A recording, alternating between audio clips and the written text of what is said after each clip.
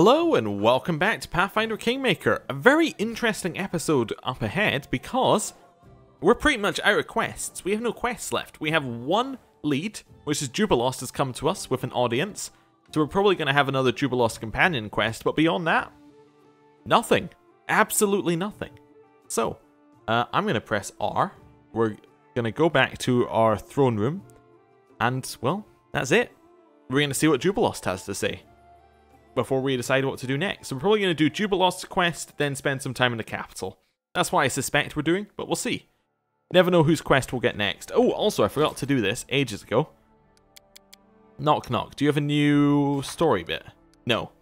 Okay. There's just a new thing for him. That's fine. From when he did his statue. But that's fine. Jubilost, hello. Do you remember our little adventure with the Fey Lords and their inconsequent debates? Damn them. Before you ask, by damn them, I mean both the debates and the Lords. Anyway, I've been thinking about that dreadful verbiage we received as a reward for the trials. The answer to a question about the fate of the gnome race. Allow me to remind you of the text. Numbers will help you on your way. One of them is 5th in 10. It will be easy to find if you read. Who opened the road for the ancient dead man, and his black-feathered Oh yes, of course, I forgot about this entirely. Black-feathered messenger. The second is a dozen of times in a dozen, and thrice the number of those who have lost their faces. Don't try to guess it now, it's not yet time. Wait till he who is born twice will twice be defeated. Put the two numbers together, when the moon leaves her path, near the waters of Candlemere, find the one who will open the secret. Okay. So, let's have a look here. Numbers will help you on your way. One of them is 5th in 10. Which will be easy to find if you read. So it's got to be a book, right? Yeah. It's got to be some kind of book, 5th in 10, right? Like 5, 10, something, something, something, something, something, right? Second one is a dozen times in a dozen, and thrice the number of those who lost their faces. The number of those who lost their faces is... Were there 7 disfaced sisters or 13? I think it was 7, which means it'd be 21. Second is a dozen times in a dozen. And then... Anyway, I'm sure you'll tell us, but okay, I'm interested. Not a single reasonable creature would spend valuable time solving this sort of phrase mince. If only someone knew how much effort it required to treat the matter seriously, but it paid off. It's obvious that the part about open the road to the ancient dead man as black-feathered messenger refers to Willis Gunderson, who awakened Mordecai. This guess leads me to think... yes, okay. Obviously the part about he was born twice, will twice be defeated referred to Armag. Exactly! We couldn't have known that at the time of the debates because we hadn't even met Armag yet, which makes me wonder who this respected host might be, but that's neither here nor there. So what do we know? The riddle recommends we start looking after the twice-born is twice defeated, and that's what's happened. The other part, thrice the number of those who lost their faces, well that's only clear now, that's 24, 3 times the number of defaced sisters there were. There were 8 defaced sisters then? Anyway. And also that's a dozen times in a dozen, so it's saying it's 2 times a dozen. Anyway, whatever. But the rest, what does it mean? When the moon leaves her path, and how a dozen times a dozen equates 24? Oh, I'll have to study some astronomy reference books and write some Priest and Desna that I'm acquainted with. Oh, it'll probably be about some rare celestial phenomenon. I meant to ask you to deal with the first part of the riddle, the one about Willis Gunderson. Remember the riddle? We don't need to find him or talk to him, just read him. And here's what I think it means. I have discovered that the poor fellow wrote and published a few horrendous books. Perhaps the answer is hidden in one of them. The very thought of digging through that parody of literature is disgusting and very much appreciate some help. Yes, perhaps some book lover in the city will have a volume or 2 of his work. Do you think a dozen times in a dozen is about something that happens every month? There's 24, there's a 24th day in every month, and there are 12 of them in a year? Jubilost looks at you with suspicion. Well, everything can't be that simple, or can it? With the Fae, you never know. Well, it's a good guess, but it still doesn't spare us the need to look for the dreadful books. Okay, sure. I'll look for them. Good luck on this difficult quest. I remind you, the riddle says we need to find something 5th in 10, and somehow related to Gunderson's writing. We put it together with the number 24 and go to Candlemere when the moon leaves her path. I hope this isn't some elaborate Fae prank, because if it is, I won't have any more research to understand what made the gnomes leave the first world. It was the stinking neighbours. Oh god, it's a riddle. I have no idea. But hopefully some of it is solving itself. Okay, so we have a lot of books already. The path is clear. So let's have a look at our books. I want to sort in... Oh, I can't sort these. Okay. We're just going to have to go for it. Okay. Anything that looks book-like. Oh, I think it's actually the actual books I kept in my inventory, which seems incredibly sensible. Did I? Where are the actual books? Did I sell them all? I can't have sold the books, right? Doesn't sound like me at all. Ah, there they are. Thousand Revelations, Chronicle Blades, In Search of Confessions, 5 Years in the Depths of the Forest, that's Story of the Wolf. Okay, so that's not it. Fairy Tales of... Okay, none of these are by Willis Gunderson, at least that I've seen so far. Okay, it's not that one. So I just checked. Apparently my hover over is broken. Okay, some of these are hovering over and some of these just don't. Okay. And the rest, no. Okay. So it's a new book. I'm sure we'd seen one. There is also stuff we can do at the Kingdom board, but it loads quickly. Let's go in here. You see, before it loaded quickly, I would have left that entirely. Oh, it was literally just telling us that Jubilos was here. Yeah. Okay, that's fine. I'm assuming it's just going to tell us to go to Candlemere on a date. That's what this quest is going to do. So it's something that happens 12 times. So on the 24th of the 12th. Or 24th of a month. That's what it's telling us here. But what month is what we're going to find out from Gunderson's book. That's what I'm guessing. Which would make some sense, maybe. It's Tessa the Quill, by the way, is who I'm going to. The bookseller was, I'm guessing, the person who might have the book. It's a shock, I know, where my logic takes me, but bookseller, sells book, has book. It all adds up. It all adds up. Right. So she's like here, I think. Yeah, Tessie the Quill. Hello. Yes, we've done all of that. Do you have any books by Willis Gunderson, opposed to Willis now? Whatever. Pardon your highness, I once took a couple of his books with me, and I dragged them around for 3 years till someone bought them as a pittance for as kindling. I'll be easy find the works of that scribbler. Maybe someone in town has some. Who did you yell at? Them thieves came and stole a few new books from me, then left a note of all things. Stolen by the brothers and sisters of Zotenthropple. Best wishes. The impudence. Ah, Zotenthropple was the ones from the inconsequent debates before. Hasuf? Nope, he doesn't have them. See ya. I mean, I've checked all my merchant friends now. Lindsay? Oh wait, do you have any books by Willis Gunderson? Looks like you're interrogating me. Of course I do. Everyone says he's bad, but I like him. The guy writes with feeling. I mean, used to write. Does the phrase 5 and 10 mean anything to you? About Gunderson. His book entitled 10 Adventures. It's some of his best work. Can I borrow these books? Of course, read away. Valor and Honor, 10 Adventures of the Splendid Willis Gunderson in Absalon. Alright, well, there's some XP. We're getting closer to our level up. Yep, we're still 25,000 away, but we're getting closer. I want to read this book, so. Are we going to get the table of contents? Table of contents, from the author, page 2. Prologue, page 36. That's a long from the author. Adventure 1, The Fearless Rescue of a Lone Tempting Beauty, page 40. Adventure 2, Visiting the Beauty, 117. Skillful Illustrations, 300 to 320. Adventure 3, Running from the Beauty's Enraged Spouse, Ah, I see what the illustrations were now.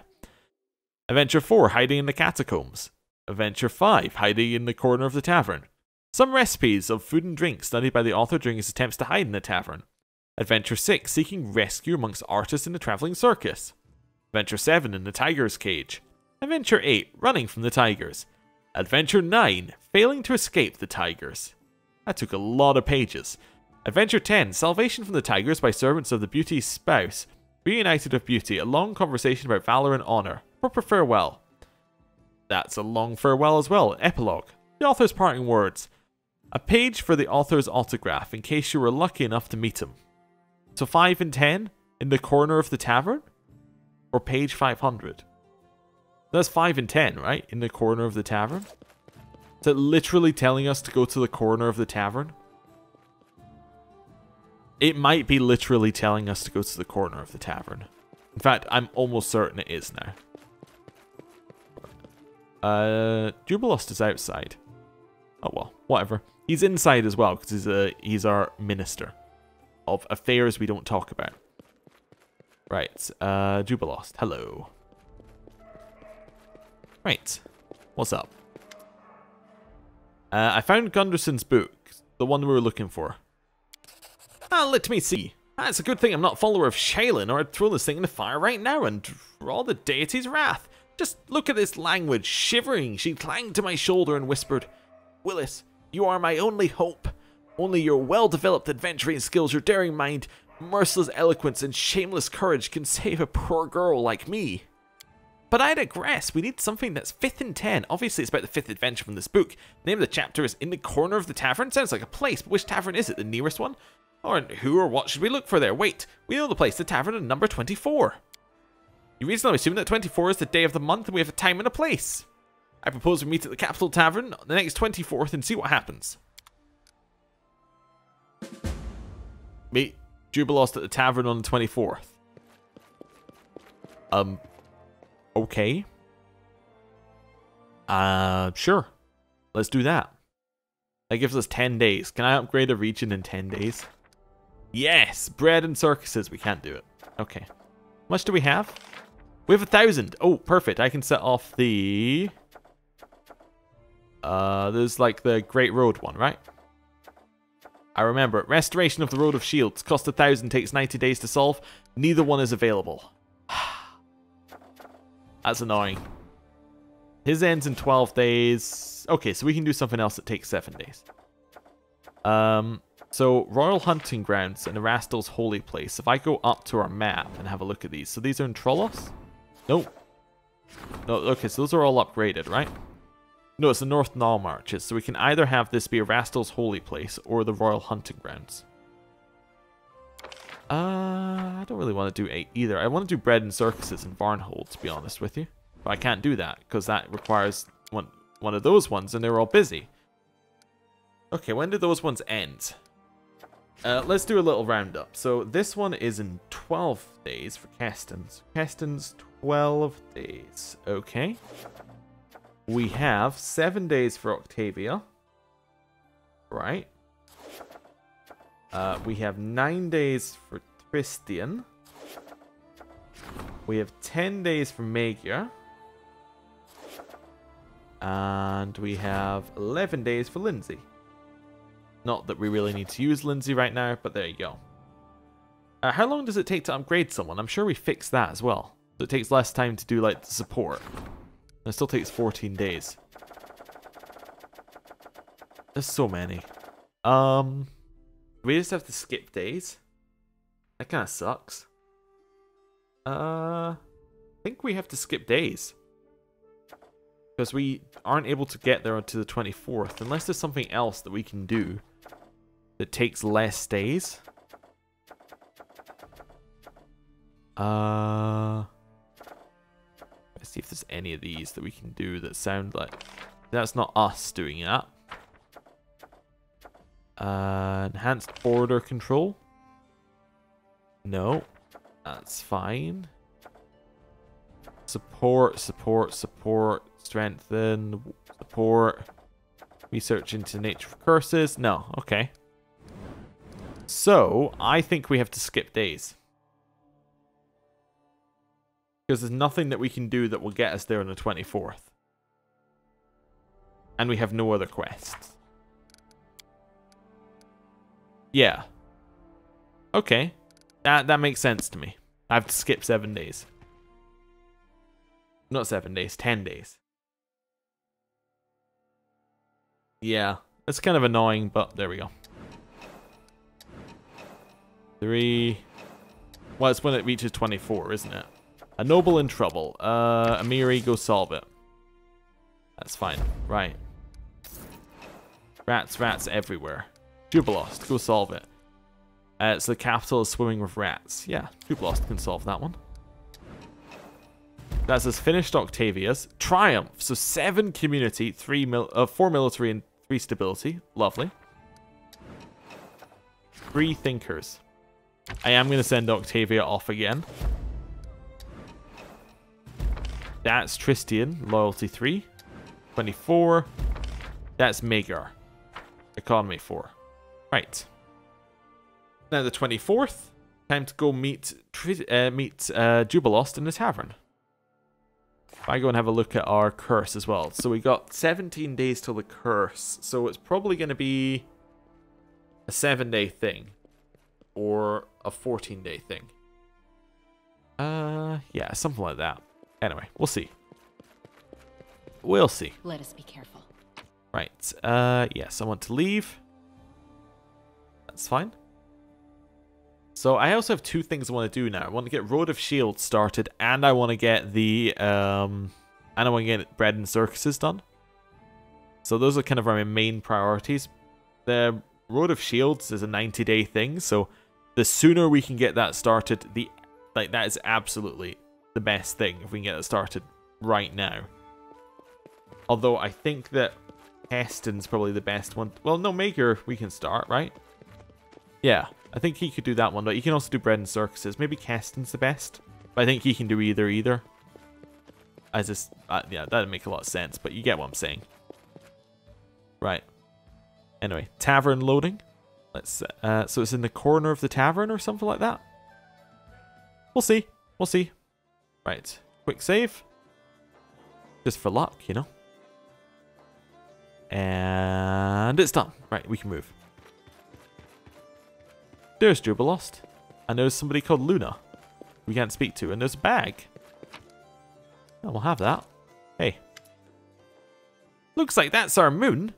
I'd like to know what leaving our path means to her, and more importantly, how this is all related to the story of the gnomes. I hope we're about to find out. Jubilost clears his throat to attract her attention. A girl with unusual silver-grey hair is looking gloomily into her mug of ale. As she notices Jubilost clearing his throat, she raises her face and brightens. Oh, they told me the Queen of Seros walks the streets and feasts with everyone at the taverns, but I never believed it. Oh, forgive me, your highness. I'm Luna Katari. You have an unusual name. I was born with bright silver hair. The midwives never saw an Asmar before, and they were frightened, but my mother, not a bit. She said her daughter's hair was silver like the moon, which meant I was blessed by Desna, hence the name. Actually, I've been drawn to faraway countries, like anyone touched by the moon goddess, but I've never been beyond the river kingdoms. Luna sighs. Tell us about yourself. I'm a messenger. I deliver correspondence from Brevoy to Mivon and back. Usually reports about rich merchants' underlings and his orders for them. My parents live in Brevoy and the girl I love in Mivon. I've always dreamed of becoming a traveller, but it's not that easy for the daughter of a weaver and a washerwoman. I was glad to find this messenger job, though. I thought that was pretty lucky, but now I'm travelling the same road over and over every month. I sit right here in your tavern on the 24th of every month, right on schedule. The monotony is driving me to tears, but what can I do? I can't be everywhere at once. I can't stand the thought of settling down. Jubilost, who was listening surprisingly carefully, leans over to you and says quietly, Do you see now? When Moon leaves her path, it's another part of the riddle. It looks like we need to somehow convince our new friend to quit her well-trodden path and set off somewhere new. Plus, it would be good for her. The same road each month. If I were her, I'd drown myself a long time ago if I didn't bleach sooner. Okay. If this life troubles you, something should be changed. Your friends and family want you happy, not exhausted and hating your existence. You speak with such confidence. Is it true you came to the Stolen Lands as a no one? and made yourself queen by your own persistence and skill? I've heard so many stories, your highness, and I wouldn't have taken this advice from anyone but you. But I've decided I'm going to travel, and I hope not alone. We'll surely be able to earn a piece of bread together. Please take this. It's a relic my family received from an elven ancestor. According to family legend, the one who deciphers the map will find 3 things. An incredibly sad secret, a true treasure, and a door to another world which will never open again. The entrance to a certain dungeon is marked here, but there's nothing to say about where to go looking. You're a queen. All the best scientists and travelers serving you. Surely you'll be able to read this map. Thank you again. Now I have to go. Ha! Moon has left our path. But now who can explain to me why the host didn't simply tell us, go to the dungeon located here? Might make us run in circles. Let's have a look at this map. What do we have here? Well, I recognize the area around Candlemere at first glance. There are the ancient ruins in this area. The dungeon must contain traces of the very first gnomes to visit Galarian. Well, our goal is clear. We now only need to achieve it. Oh, thanks, Jubilost.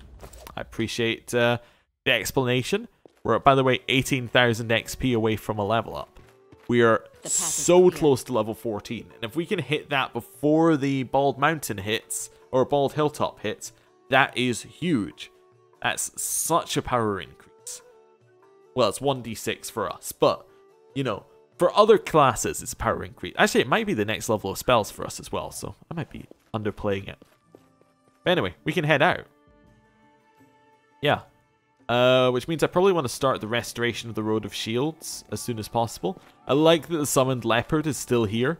In case you don't remember, that was the it was the it was the weaponsmith's apprentice who was there, and basically you know, he summoned a leopard who was not hostile to us because I killed him instantly. So the leopard is there forever now. Yeah, that party seems fine. It's got the right member in it, and that's all that really matters. Right. Jubilost. Let's go to Candlemere, shall we? Oh, Kingdom Management, though. But, nicely, we can click that, and it'll just load. Just like that. It's amazing. Right, projects. Where is the Restoration of the Road of Shields? Magyar, 90 days, 1000 BP, spending it. Right, so let me just write down for Magyar, 90 on his list. There we go. We'll get everyone else. Well, we'll get everyone else now as well. Do a little upgrade on my list so it's up to date. So that's Jubilost Northropple on 9. In Name of Law is 2 for Keston. 3 Finkers is 12 for Octavia. Noble in Trouble is 8 for Miri. And, like Livestock, is 1 for Lindsay. Okay, cool. Right, off to Candlemere. And that works for me. Where is Cat? Yeah, oh, so it's literally just the bit next to Candlemere. Works for me. Absolutely perfect. We probably don't even need to rest. It's only 13 hours. Yeah. We're good. And then to the cave from Luna's map. I'm going to quick save before we enter. Just in case. And we're going to go and enter.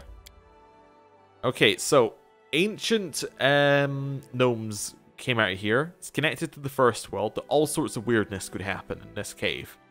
Also, what's very interesting is that it's actually a quest that we have got, like, at this point in time. So if you know what I'm meaning by that is, it's a quest that we are expected to receive this far into the game.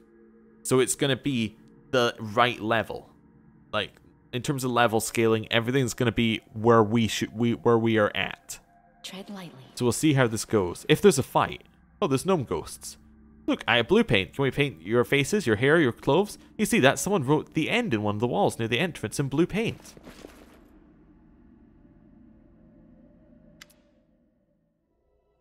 A flickering shadow stands before you, trembling and chanting, and something indistinct. In its silhouette, you barely recognize the figure of a gnome girl dressed in rags. No, no, we need to try again. The door will open. I promised them. I promised. Who are you, ghost? The ghost seems not to pay any attention to you. I promised them to open this door to return everyone home. Bursting into a long and bleak laugh, the ghost makes a move as if she wants to run away, then freezes and gives you an eerily attentive look. Who am I? I'm Zay, a wizard, the one who brought everyone here. This place. Once, the Lantern King himself opened a gate from his dominion to Galarian here. He abandoned this road, but I thought I could open the portal again or ask for help from the eldest. Return all of us home. I was wrong. The door didn't open. We all lost color one by one. The Lantern King. If the first world can be said to have its trickster gods, no easy feat in a world where capricious, reality-bending mischief is standard practice for many natives, the title has to belong to the Lantern King, also known as the Laughing Lie, generally appearing as a foot-wide ball of floating light. Floating lights, I'm guessing? The Lantern King has been pointed to by some as the primogenitor of all will-o-wisps, but such allegations meet with derisive laughter from the king himself. Forgoing an established realm of his own, the Lantern King roams as he wills through the fields and forests of the First World, and those lives he touches are rarely the same afterward. Though the Lantern King's sense of humor is vast, it can easily turn dark or incomprehensible. And we already know about the eldest. Yes. It's fine. Poor creature. You should not have relied on the mercy of the gods. So you're one of the gnomes from the First World. What happened to you? The ghost lets out a strange sound, half moan, half dull laughter. I lived a long and happy life there in the First World. Many long lives. I travelled, I created, I danced upon the edge of the abyss and fell into the clouds. I died to be born again, but with none of my strengths and skills, but with all the memories of the wonders I'd seen. But eternity can become tedious for even a soul that's forever young. Many older gnomes suffered it, even before we knew what the bleaching was. Sooner or later, there's not enough novelty anymore, so we all grew fascinated with a new game. Death. Once the eldest created it. One of the eldest created it. Of course, he was just borrowing it based on some observations of the true gods. He drew a string from the River of Souls and created his own little circle of births, deaths, and judgments. Imitating the almighty Pharasma, he judged the souls he owned, determined their further paths. It was so new, so exciting, many gnomes volunteered. If not us, then who? The River of Souls is a name given to the constant migration of mortal souls from the material plane to Pharasma's boneyard in the outer sphere, where they are judged and sent to their eternal fate. On the astral plane, the River of Souls appears from a distance like a massive winding silver thread. Those who approach can see the countless souls moving through the silver haze. Like so many schools of fish, the esoteric tradition considers the River of Souls to be a ley line and simply one part of the multiverse's network of magical pathways. But those who take from the goddess of death must be ready for the consequences. The Lady of Graves brought her wrath upon the creative eldest. He was stripped of his powers and forever doomed to serve her in her court. But we gnomes, oh, we were torn from the First World and bound to the River of Souls like all creatures of the material plane. Thereafter we lived like the rest, died like the rest, and learned all the pain of the bleaching. Our game had become reality, and no longer could we tire of its fun and return to another one. But how? It's all so sad. My thoughts are scattered, crying all over. Jubilos looks at the ghost, shaken. It seems to be one of those rare moments when the gift of speech is lost to him. But this is not how I supposed it happened. Respected Zay, I understand that your condition does not allow for long conversations, but perhaps you could tell me. The ghost listens to him with an eerie attention. Of course I could. I could do many things. I tried many ways to open the portal. Everything except a sacrifice. A little blood would come in handy. You've lost the chance to resolve this peacefully. Thanks for that, Jubilost. Let us strike as one. Tear them Okay. apart! I think spam heal's probably going to be a good idea. Definitely going to get one of those and a haste down as well. For now, I'll stick with a magic missile. Jubilost, yeah, hit that one. Go for it. Don't know who else is spawning in, so I want to hold off on using anything. Also don't know how tough these enemies are. Magic missile seems to hit them and did damage, which is kind of good. Yeah, that's fine. Maybe I'll just hit it with one of those. Oh, okay, it's got a frightening touch, but luckily we're able to will save that. I'm going to maximize our power here. Miri, I'm going to get you to rage. Nice. It reflex saved it and took no damage. Wow, okay. In which case, what we're going to do, if I'm going to maximize another one, it has to be one they can't reflex save. Yeah, okay, The spell eludes me. Bone Shatter I can't max... Oh, it's not Living Skeleton. That makes sense. I could maximize my Magic Missile, but that's not really going to do an awful lot. Lightning Bolt? It does say reflex half again on that one. Everything's reflex saved. This one's not. It's only going to be 5d6 points of damage. That's the problem. Do I have anything else? Oh, I have this one, don't I? Obsidian Flow. Reflex partial. Yeah, okay. That's not going to work either. I don't really have anything that I can use that isn't reflex based. I'm just going to turn off maximize and just magic missile him. Yeah, Jubilost has ran away. He's my main damage right now. Tristian's a heal. Where's Lindsay? Lindsay's still here. Lindsay does damage, doesn't she? Lindsay hit for 4, so that was reduced. Okay, so Lindsay... Oh, she's now fearful. Okay, never mind. It's only the two of us who aren't fearful. Tristian and me. Makes sense, really. I see oh dear. light. Run. Run. Stand behind Jubilost. Lindsay, I need you forward. No. Run. This is ridiculous, obviously. Right. Magic Missile?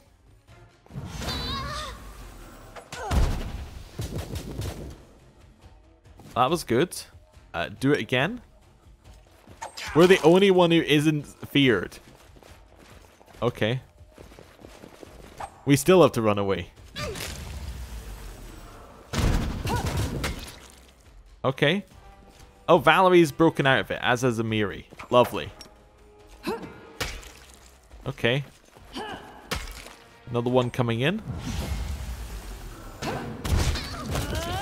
Right, so we can now run around here. Start hitting this ghostly guard. That's fine. Dead. Nice. We're back. The ghost freezes, holds herself by her shoulders, and sways back and forth, repeating over and over. I promised, I promised, I promised, I promised. That's a rather foolish performance, little ghost. You've staged a fine series of foolish performances. The playing the game of death, contacting an eldest not known for his mercy, trying to open a door that leads nowhere. But who are we addressing?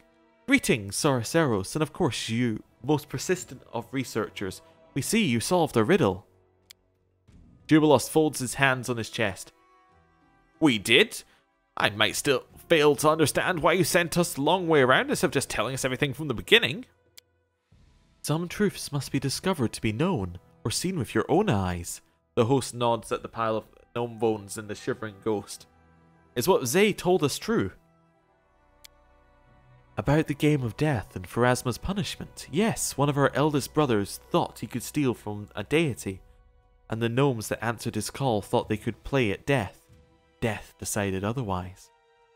Is there any way to change what happened and help the gnomes? If there is, we know nothing of it. The eldest can do many things, but as you know, it is not enough to confront a deity, especially one such as Pharasma. We have learned our lesson and do not play with the toys of others. Does that mean that this was all in vain? Of course not. The journey is often more important than the destination. Be satisfied with the secret you have won. The day I can simply be satisfied with something, I'll bleach. So you say we've learned our lesson, so you're one of the eldest, host. You hear a laugh from under the hood. Oh, we're tired of answering this question, and the many others that follow it. Ask us again next time, especially since the next time for you will be one of the first times for us. What? Anyway, why are you here? The right question at last. I suspect you've realized there's no way to save all the gnomes from the bleaching. You cannot return them to the first world and restore their connection to their homeland. And even if there were a sufficiently... even if they were... even if a sufficient... I think there's an extra word. Even if a sufficiently desperate and powerful creature were ready to do it, their actions would not be looked on mercifully by the Lady of Graves. Though it cannot be done for all, it can still be done for one. We're ready to offer this gift as a token of our appreciation for your exciting adventure and solution to the riddle. Do you hear, Sir Jubilost? You personally may be reconnected with the First World. You won't be entirely protected from death if you remain on Galarian, but you'll be forever spared from the bleaching. Whenever you visit the First World, which we are aware you desire passionately, you'll be as immortal as any Fae. Jubilost fixes his glasses. If this gift can not help the whole gnome race, then I have no need of it. Of course, I'm not immune to vanity, but I've always been ready to share the burden of mortality with others who bear it on their shoulders. I'll even keep wearing these stupid glasses. I'll survive without the immortality of the First World, and face the bleaching when it comes, as all gnomes have done before me.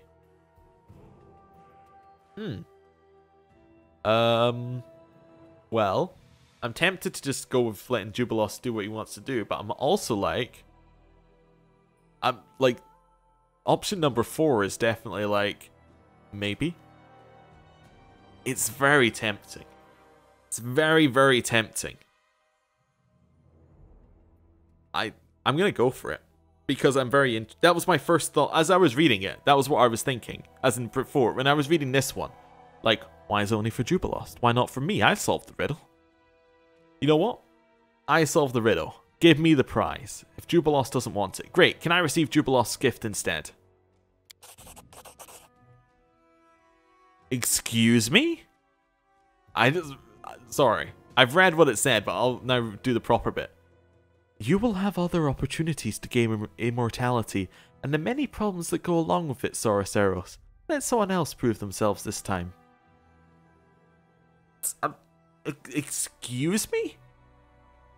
You will have other opportunities to gain immortality. That's just a weird statement to just throw out there. Anyway.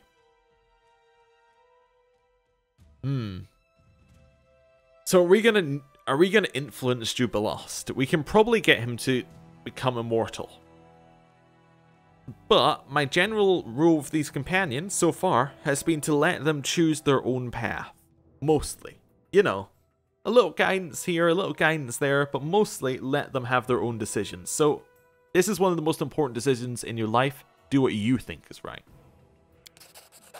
Then I'll hold true to my first instinct. I do not need this gift. We aren't easy to surprise, but you managed it. Very well, a rejection is a rejection. But gifts of the eldest are not so easy to withdraw from the world. You must find an owner somewhere. As one way or another. So, what should we do? To whom should we grant what has been promised? Do we either give it to a random one, or maybe Zay? I think we give it to Zay. She's a gnome who has been trying desperately to open this door to help the other gnomes. You know, we'll give it to her. Yeah. Opposed to just a random gnome. It could be anyone. Could be the evil gnome of evilness. No, we're giving it to Zay, who has good intentions at heart. That's a worthy idea. What do you say, host? Can you grant the ghost peace instead of giving me immortality and everything that goes with it? 1,000-year-old insane ghosts again? Well, why not? But we will do much more than simply give her peace. You'll be surprised how little difference there is between Gnomeware and here and now. She will open her door just when she was always meant to. You've rejected the gift, Jubilost Narthropple, but we will not leave you without any reward at all. We offer you a trifle. It's a small pudding which has custard at certain layers and also has whipped cream. Oh, it's also the chance to sometimes glimpse eternity in the corner of your eye, just as we do. Now you can remember the history of things, Those who wander searching for mysteries and ancient relics may find this skill useful. And now farewell. When you finally succumb to the bleaching, you will remember this moment. I wonder what you will think then. Only time knows. Oh, we got 7,000 XP. I can't believe it. I feel it again. The first world. Our home. You know, it's a nice one. I don't know if I can save you from death, my friends, but at least we will die at home. Okay. You know, it's a nice ending. It's a positive ending. And Jubilost has made his decision to be mortal. An unexpected one. But he's made the decision. I wrote it like I saw it. Well, let's clear that out. Let's do a little heal. Once a girl told me my eyes light up her world. I said that the blessing of Sarenrae will light up her soul. She seemed disappointed. I do like that line from Tristian. But yeah, I really like that quest line. It's good. How far are we off a level? We are so far... Well, we're not so far. We're actually 15,000 XP off a level. That's really close. But it's still 15,000 XP we don't have. And I'm trying to think. If we finish Mordecai's tomb completely, we could just about get there, I reckon. Because I reckon that that big beast that we didn't kill was at least 2,000 XP. Maybe. I think there was probably another room. Well, we'd still be off then.